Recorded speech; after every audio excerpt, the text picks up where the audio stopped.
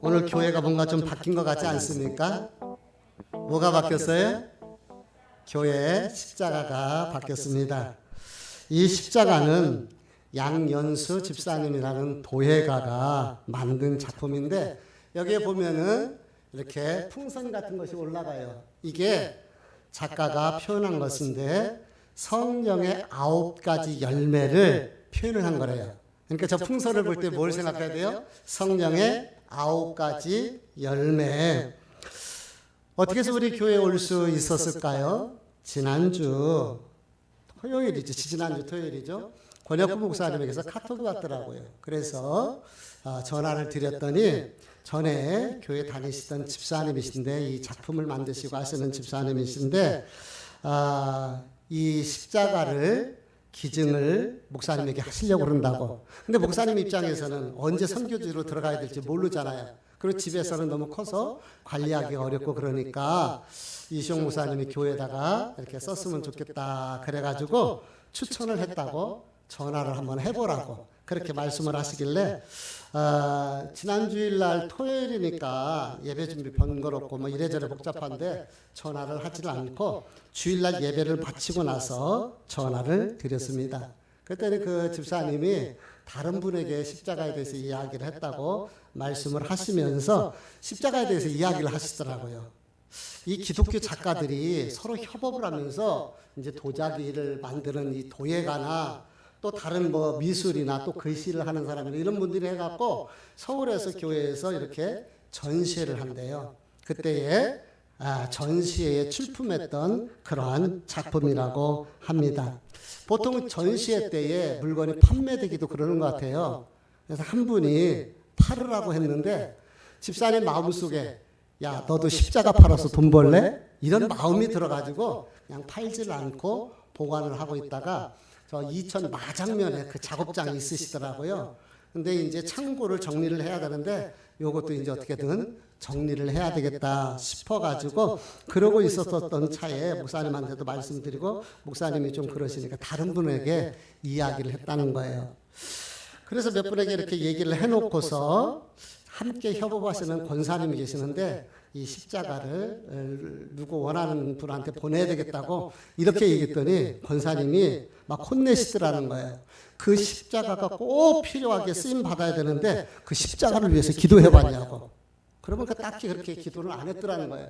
그래서 지난주 주일날 이 십자가를 놓고서 하나님 앞에 간절히 기도하면서, 하나님, 이 십자가가 꼭 필요한 곳에 또 쓰임받게 해주세요 라고 기도했고, 그리고 가장 먼저 전화 오는 곳에 드려야 되겠다, 기증을 해야 되겠다, 이렇게 마음을 먹었대요. 근데 제가 처음으로 이렇게 이 전화를 했다고, 그래서 부탁한 분한테 양해를 구하고 연락을 주시겠다고, 그렇게 해서 이런 우여곡절 속에 지난주 화요일 날 제가 마장면 이천에 가서 가져오게 된 그러한 작품입니다.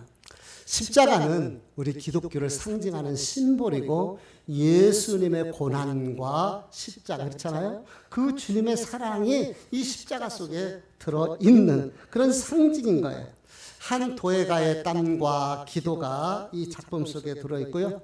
돈 받고 판매할 수도 있는데 이렇게 기증해 준 십자가입니다. 저는 우리 하나님의 은혜로 우리 열린축복교에 올 수 있었다 이렇게 생각이 됩니다. 사랑하는 성도 여러분, 교회 와서 십자가를 바라볼 때마다 우리 교회 십자가가 바뀌었으니까 또 새로운 마음을 가지고 저 십자가를 볼 때마다, 그래, 성령의 열매로 나도 맺어야지. 성령의 열매가 무엇입니까? 사랑, 희락, 화평, 인내, 자비, 양선, 충성, 온유, 절제인데 여러분, 그 중에서 맺고 싶은 성령의 열매가 무엇인가요? 또는 부족한 부분이 무엇인가요? 이 십자가를 바라보면서 나도 성령의 열매를 맺어야 되겠다, 이렇게 마음속에 또 새로운 마음을 가지시고, 또한 저와 여러분의 가슴 속에 십자가, 선명한 피 흘린 십자가가 자리 잡을 수 있기를 주님의 이름으로 축복합니다. 개인적으로는 제가 가장 많이 정말 중요하게 생각하는 것이 있고, 또 목사로서 가장 많이 시간을 투자하는 것이 있습니다. 그것이 뭐냐면은 말씀을 준비하는 것입니다. 주일 설교를 준비할 때 최선을 다할 수밖에 없고 온 마음을 다해서 말씀을 준비하게 됩니다. 제 노트북 안에는 2002년 1월부터 설교가 들어있어요. 그러니까 20년 설교 원고가 들어있는 거예요. 아마 목사님들이 20여 년 자기 설교를 가지고 이렇게 보관하고 있는 분들은 많지 않을 것인데요. 감사하게도 그렇게 설교에 대해서 제가 최선을 다했던 그러한 말씀이기 때문에 준비하고 또 그렇게 가지고 있는 것에 대해서 저는 개인적으로 자산이 됩니다. 보통 한 가지 일을 10년 이상 하게 되면은 우리는 전문가라고 이렇게 얘기를 해요.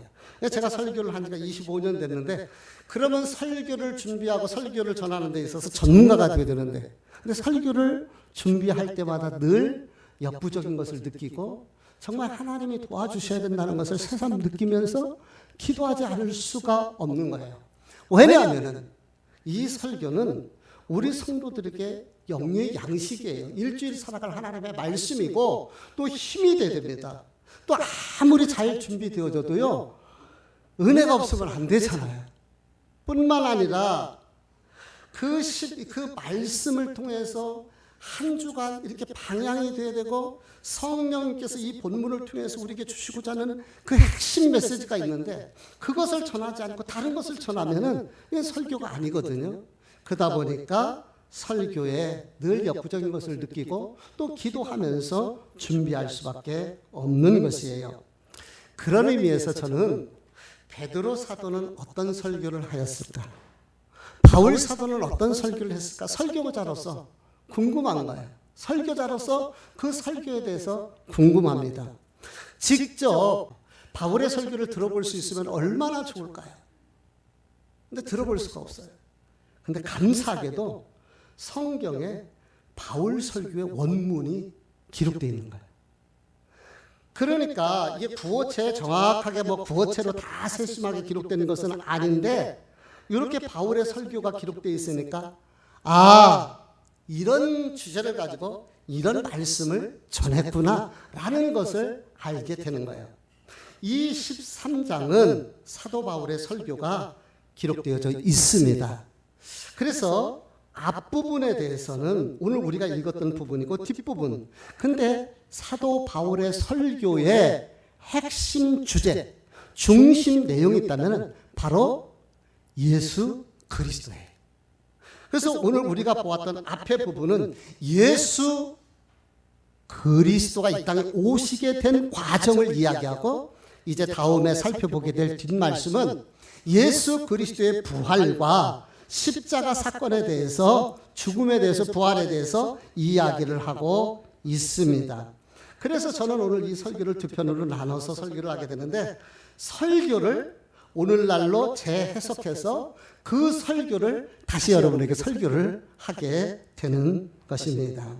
자, 우리 한번 같이 읽어보도록 합니다. 16절 말씀을 읽어볼게요. 시작. 바울이 일어나 손짓하며 말하되 이스라엘 사람들과 및 하나님을 경외하는 사람들아 들으라. 자, 오늘 성경은 뭐라고 얘기하고 있습니까? 사도 바울이 어떻게 설교를 시작합니까?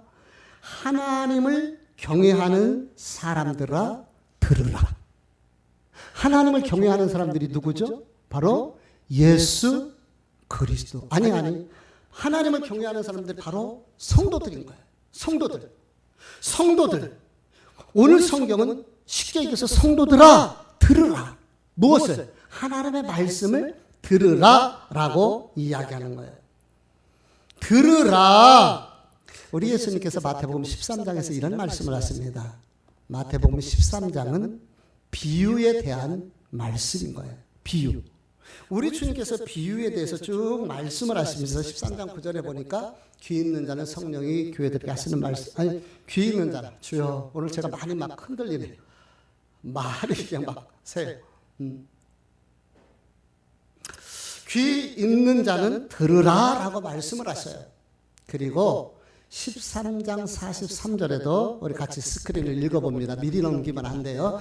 같이 읽습니다. 시작. 그때 의인들은 자기 아버지 나라에서 해와 같이 빛나리라. 귀 있는 자는 들으라. 예, 우리 주님께서 비유를 통해서 말씀하시고 의인들은 자기가 아버지 나라에서 해와 같이 빛나리라고 우리 주님께서 이렇게 말씀을 하시고 계십니다. 그러면서 하시는 말씀이 귀 있는 자는 들으라. 뭐라고요? 귀 있는 자는 들으라. 귀 없는 사람이 있습니까? 아니에요. 그런 의미가 아닙니다. 하나님의 말씀을 듣을 때에 온 마음을 다해서 마음속 깊은 곳에 받아들이라 라는 그러한 의미가 이 안에 담겨져 있는 거예요. 귀 있는 자는 들으라. 요한계시록 2장 3장의 말씀은 예수님께서 아시아에 있는 7 교회에 대해서 주시는 말씀 권면이거든요. 그리고 권면이 끝나고 나서 후렴처럼 성령이 교회에게 하시는 말씀을 들을지어다라고 얘기를 해요.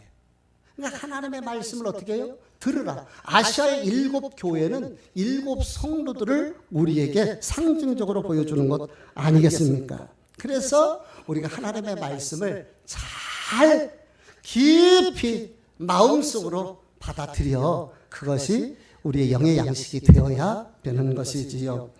그러면 우리가 하나님의 말씀을 듣기, 특히 예배를 통해서 말씀을 드리는데 하나님의 말씀을 잘 듣기 위해서 우리는 준비해야 돼요. 무엇을 준비해야 됩니까? 몸을 준비하고 마음을 준비해야 되는데 먼저 우리가 몸을 준비하기 위해서 심혈을 기울여야 된다는 거예요. 우리 몸이 준비되지 않으면요 피곤해요. 피곤하면 졸리게 되고 말씀을 잘 들을 수가 없습니다. 그래서 토요일날 너무 늦게 주무시면 안 돼. 막 2시, 3시까지 이렇게 젊은 친구들은 그러고 있는데 일찍 주무셔서 그래도 몸으로 준비돼야 되는 거예요. 무당들 굿할 때요 얼마나 정성을 들이면서 목욕제기 하는지 아십니까? 굿하는 그 집 얼마나 정성을 다하는지를 몰라요. 귀신을 섬기는 사람들도 이와 같이 최선을 다하는데 우리가 하나님 앞에 예배하는 자들이 이게 준비되지 아니하고 대충 드린다? 이것은 아닌 거예요. 아닌 건 아닌겨. 아닌 거예요.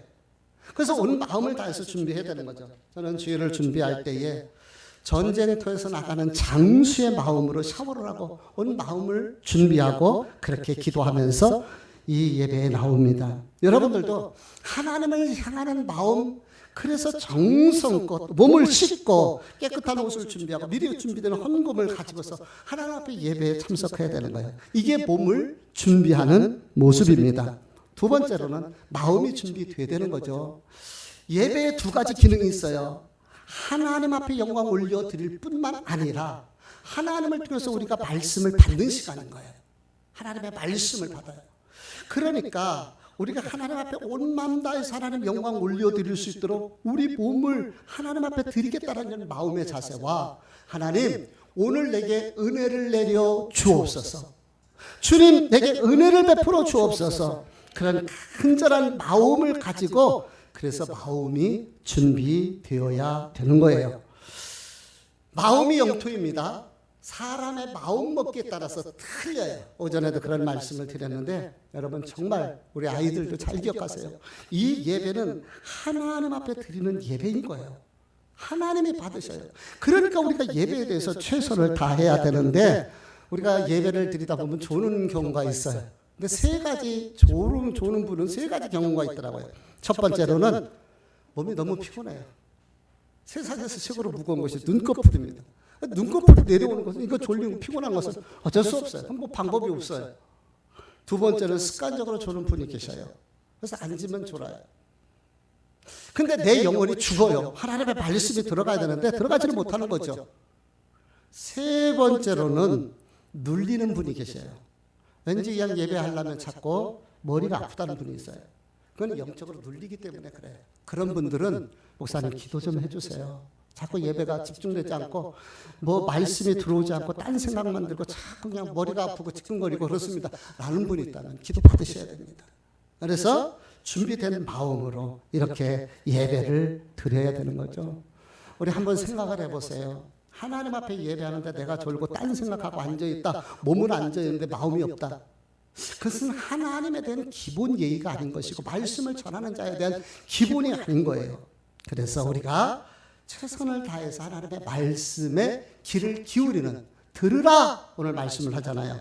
우리 로마서 10장 17절 말씀을 우리 같이 읽도록 하겠습니다. 같이 읽습니다. 시작. 그러므로 믿음은 들음에서 나며 들음은 그리스도의 말씀으로 말미암았느니라. 아멘. 하나님의 말씀은 들으면서 나며 들음은 그리스도의 말씀으로 말미암는 거예요. 그러므로 하나님을 경외하는 사람들아, 즉 성도들아, 하나님의 말씀을 들으라. 온 마음 다해서 마음으로 들으라. 오늘 바울은 들으라라고 선포하면서 오늘 말씀을 시작하고 계시는 거예요. 자, 이 말씀을 보면은 이미 말씀드렸던 것처럼 다윗의 설교의 중심 주제, 핵심은 예수 그리스도입니다.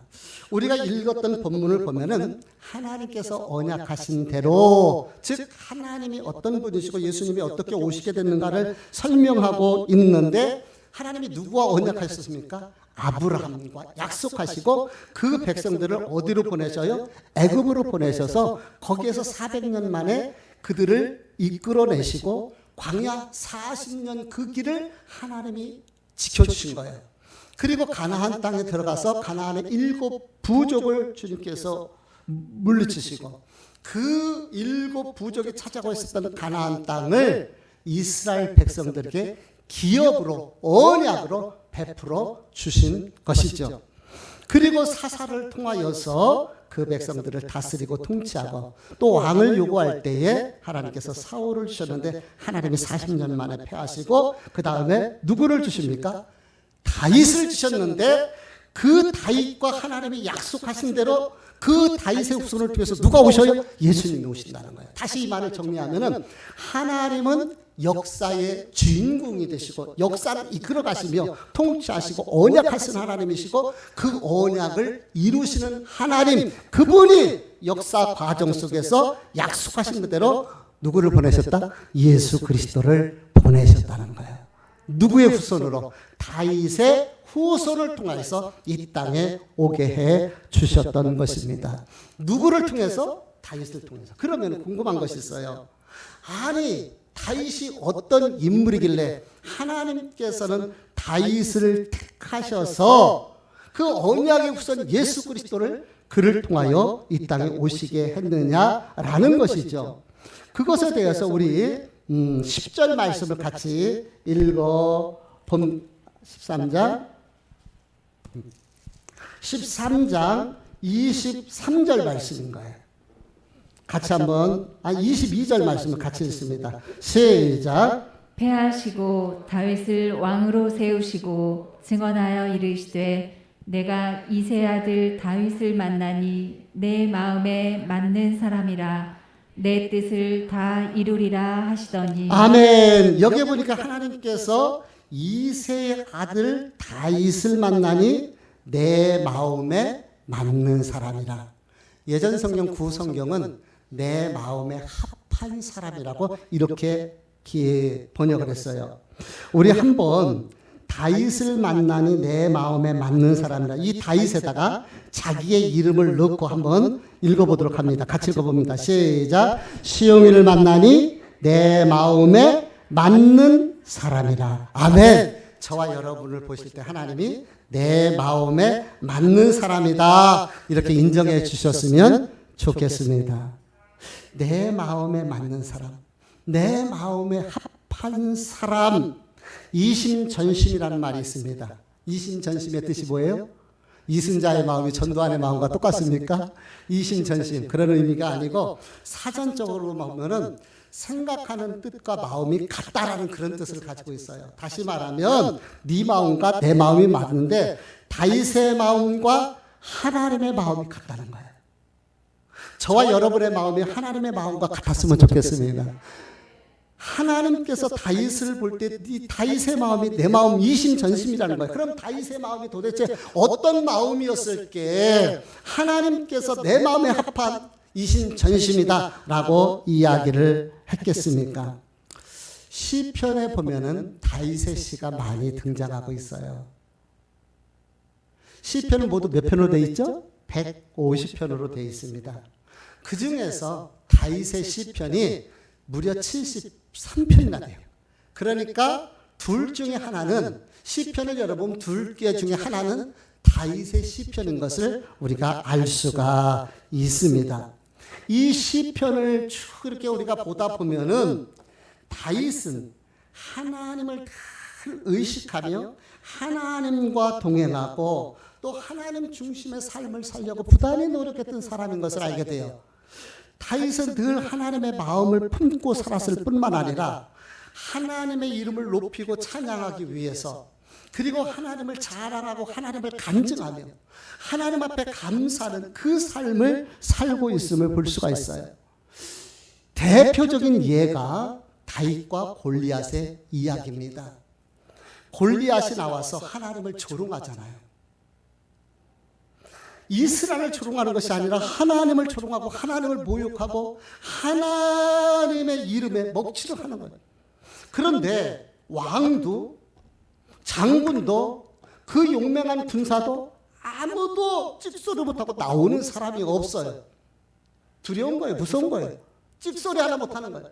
그때에 다윗이 너는 칼과 창과 단창으로 내게 나오지만 나는 살아계신 만군의 여호와 하나님의 이름으로 내게 나가노라. 살아계신 하나님의 이름.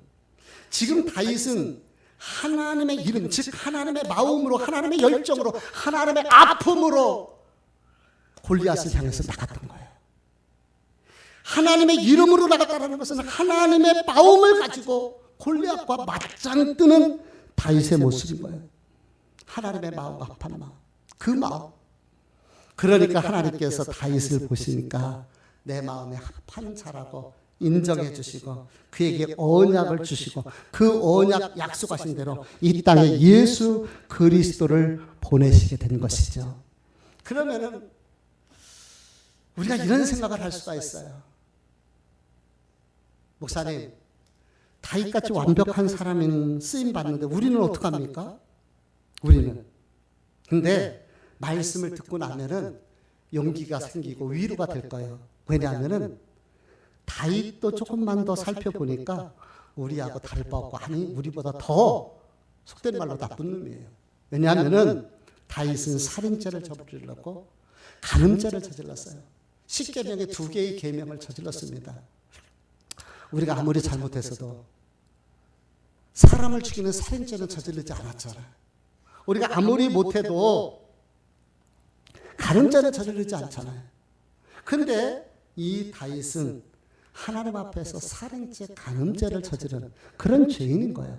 그러면 우리가 궁금한 거죠. 그럼 하나님 어떻게 그런 다윗을 인정해 주시고 그렇게 들어쓰시고 그리고 그 언약의 후손을 다윗을 통해서 오게 하셨습니까? 라는 질문을 드리게 되는 것이죠. 자, 우리 시편 6편 6절 말씀을 같이 보도록 하겠습니다. 시작.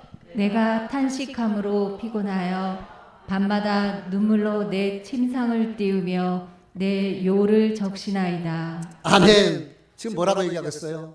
내가 탄식하고 피곤하여 밤마다 눈물을 침상을 띄우고 눈물로 요를 적신다는 거. 이 얘기는 다윗이 하나님 앞에 지었던 그 죄를 깨달았을 때에 하나님 앞에서 자기의 죄를 돌아보면서 잠을 이룰 줄 알고 못하고 눈물을 흘리는 거예요. 회개하는 거예요.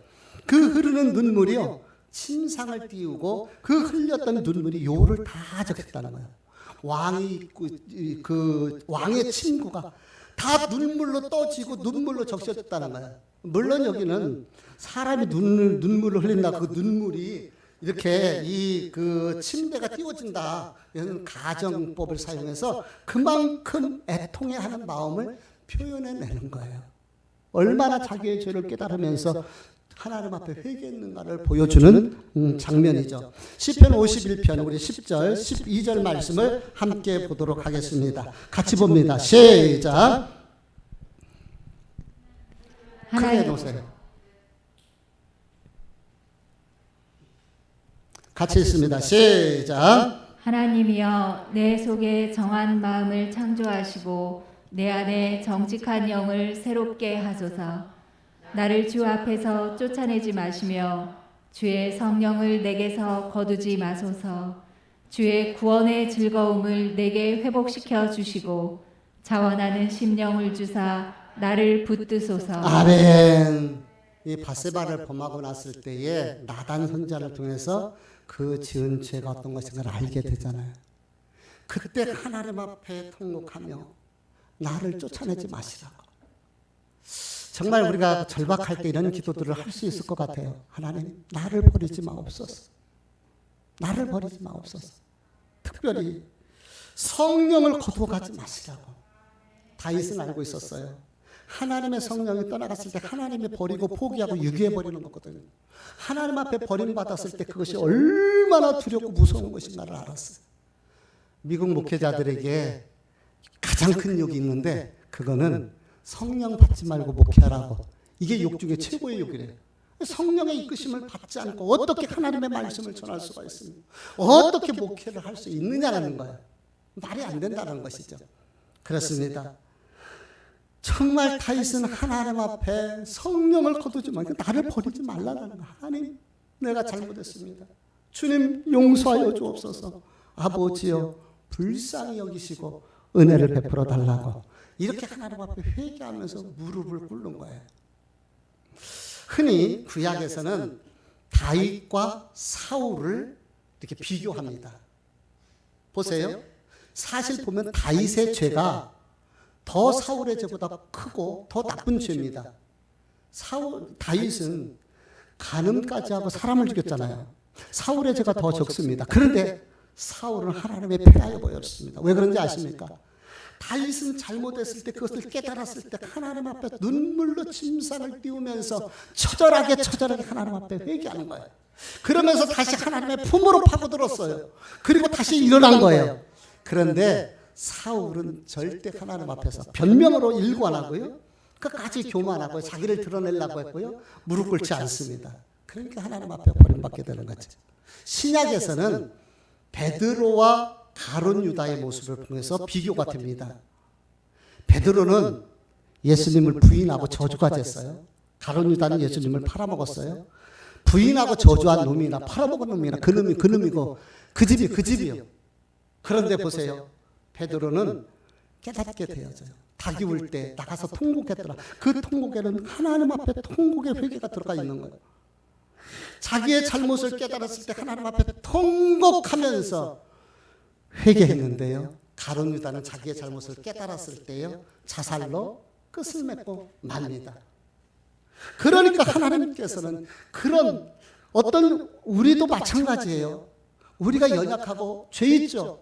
여러분 내가 믿음으로 산다고 또 주일날 와서 말씀대로 산다고 그렇게 다짐하지만 우리의 삶의 현실이 그렇지 않잖아요.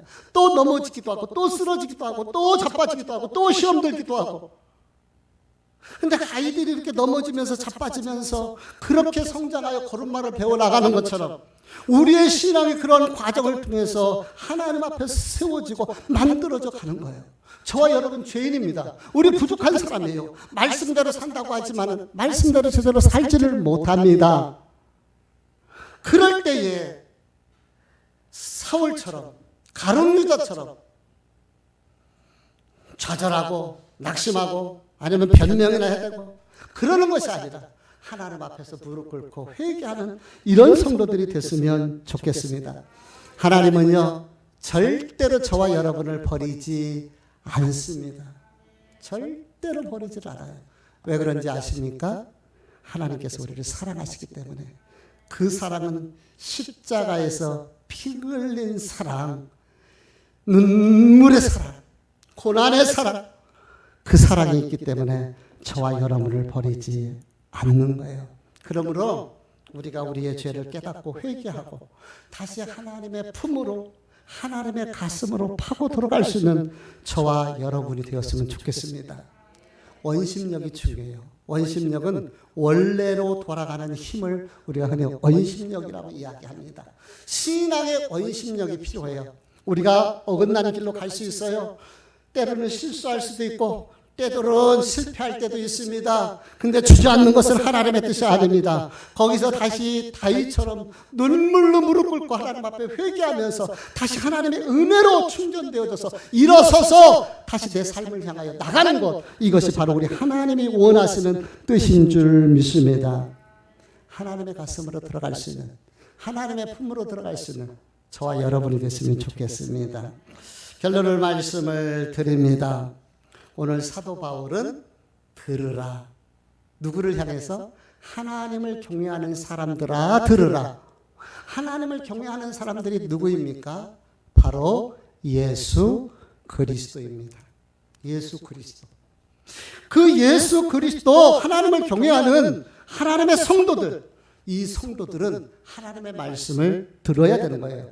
그럼 오늘 들어야 하나님의 말씀이 무엇입니까? 하나님께서 이세 아들을 보매 내 마음에 합한 자라, 내 마음에 맞는 자라고 인정해 주신 것처럼 오늘 저와 여러분이 하나님 앞에서 하나님의 마음에 합한 사람, 하나님의 마음에 맞는 사람, 하나님의 마음과 이심전심하는 이런 마음이 될 수 있기를 원합니다.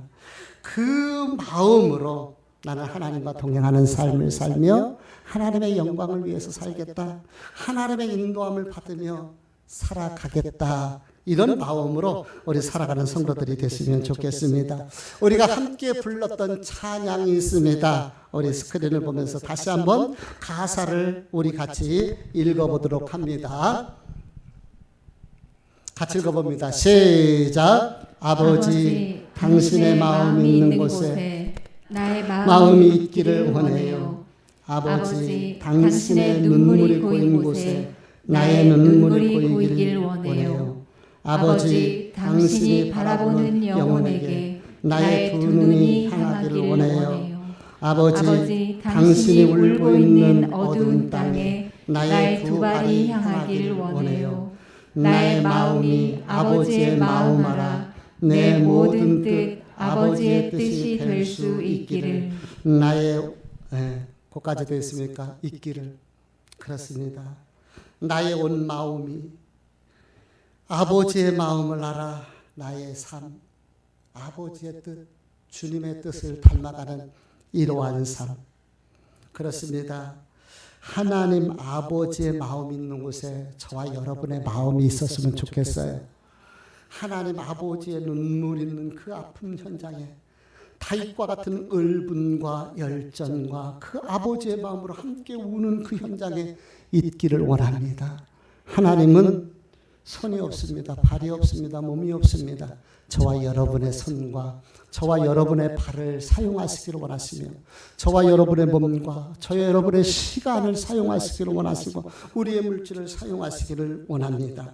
우리가 다윗처럼 그 하나님 아버지의 마음을 알아 하나님의 영광을 위해서 거룩하게 쓰임받는 성도들, 하나님의 마음에 합한 하나님의 사람들이 될 수 있기를 주님의 이름으로 축복합니다.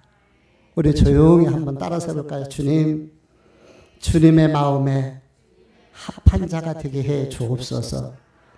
아멘. 기도하십니다.